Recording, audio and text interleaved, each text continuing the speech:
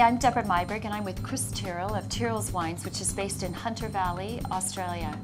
Chris, you told me that you're your average 26-year-old winemaker in Australia, but you're not really, are you? Because you're from a fifth generation from a dynasty in Australia. Dynasty is a strong word. Yeah, I guess different to most guys my age in the industry. In a family company, there's so many different hats you have to wear, and you get brought up around it, and it's just a different scene, I guess. Yeah. From an early age, pruning grapevines, so when you're a kid going through, and then you catch up with everyone else, or your friends, and everyone has it a bit easier in many respects. Yeah. So being number 5, how do you think you'll make your mark? What are your hopes for the winery for Tyrrell's? Hopefully keep my job to start with. I don't know, lots of different things. I think at Tyrrell's at the moment we're almost reinventing the wheel a bit, going back to the way we made wines 50, 60 years ago in many ways, going back to single vineyard wines, low production from all these old vineyards that we have.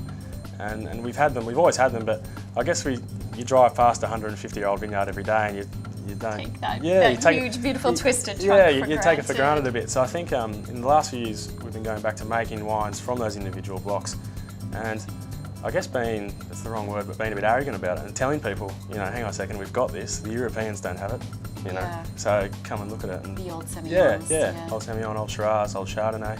So it's something we should be proud of and shout it out to everyone. And you have quite a competitive spirit because you also get quite involved in Australia's show judging, this show judging circuit. So what do you think these competitions do for wines or Australian wines and your brands? Yeah, I think it's really important, but it depends how, as a company, you want to.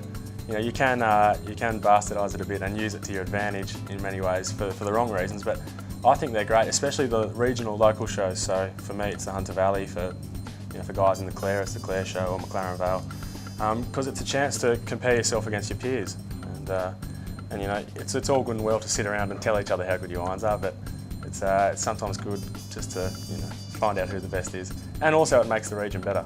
Chris, you collect a lot of the classics. You have German Riesling, Red Burgundy, Chablis in your collection, and a few aged Aussie Reds.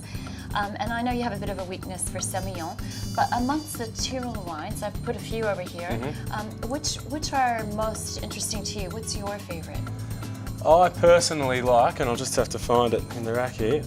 I can't really go away from Semillon. Just because of the style of wine they are and how they age. I think they're absolutely great. And Hunter Valley Semillon, different to any other wine style in the world. No one else can copy the way we do it. Tell me about all these gold medals here.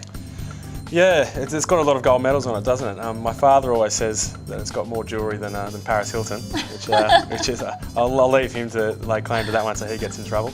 But the show circuit is quite important for Semillon because it is a very competitive show system within this grape variety, I believe, and to compare yourself against your peers, and generally we, as you can see, come out on top. So it's a good thing. It's a good marketing point for these wines that aren't necessarily as well known as Semillon. So what are your hopes for this wine in the future? That everyone stops drinking Sauvignon Blanc and drinks Hunter Valley Semillon. I'm in. That would be great. Cheers, we love it.